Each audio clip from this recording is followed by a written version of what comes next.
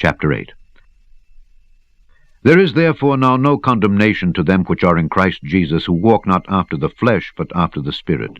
For the law of the Spirit of life in Christ Jesus hath made me free from the law of sin and death.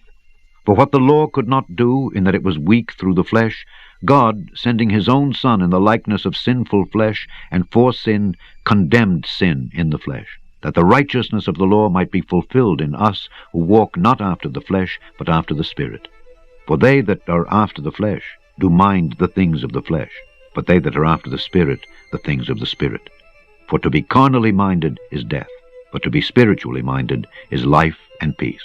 Because the carnal mind is enmity against God, for it is not subject to the law of God, neither indeed can be.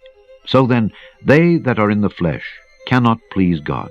But ye are not in the flesh, but in the Spirit, if so be that the Spirit of God dwell in you. Now if any man have not the Spirit of Christ, he is none of his.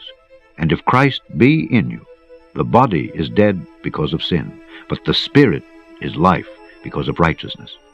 But if the Spirit of him that raised up Jesus from the dead dwell in you, he that raised up Christ from the dead shall also quicken your mortal bodies by his Spirit that dwelleth in you. Therefore, brethren, we are debtors not to the flesh, to live after the flesh. For if ye live after the flesh, ye shall die. But if ye through the Spirit do mortify the deeds of the body, ye shall live. For as many as are led by the Spirit of God, they are the sons of God.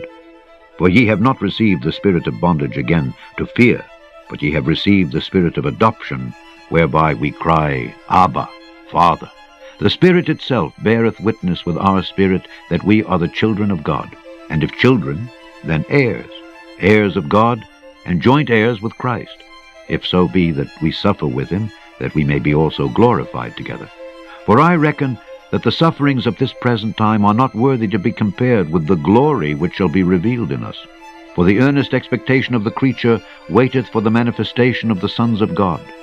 For the creature was made subject to vanity, not willingly, but by reason of him who hath subjected the same in hope.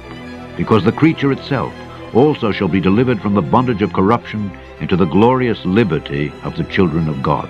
For we know that the whole creation groaneth and travaileth in pain together until now. And not only they, but ourselves also, which have the first fruits of the Spirit, even we ourselves groan within ourselves, waiting for the adoption, to wit, the redemption of our body. For we are saved by hope. But hope that is seen is not hope.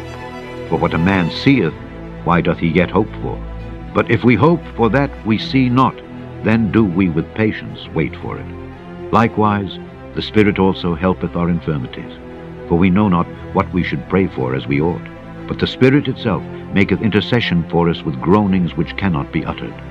And he that searcheth the hearts knoweth what is the mind of the Spirit, because he maketh intercession for the saints according to the will of God. And we know that all things work together for good to them that love God, to them who are the called according to his purpose. For whom he did foreknow, he also did predestinate to be conformed to the image of his Son, that he might be the firstborn among many brethren. Moreover, whom he did predestinate, them he also called. And whom he called, them he also justified. And whom he justified, them he also glorified. What shall we then say to these things? If God be for us, who can be against us? He that spared not his own Son, but delivered him up for us all, how shall he not with him also freely give us all things? Who shall lay anything to the charge of God's elect? It is God that justifieth. Who is he that condemneth? It is Christ that died, yea, rather that is risen again, who is even at the right hand of God, who also maketh intercession for us. Who shall separate us from the love of Christ? Shall tribulation, or distress, or persecution, or famine, or nakedness, or peril, or sword? As it is written, For thy sake we are killed all the day long, we are accounted as sheep for the slaughter. Nay, in all these things we are more than conquerors through him that loved us. For I am persuaded that neither death, nor life, nor angels, nor principalities, nor powers, nor things present, nor things to come, nor height, nor depth, nor any other creature shall be able to separate us from the love of God, which is in Christ Jesus our Lord.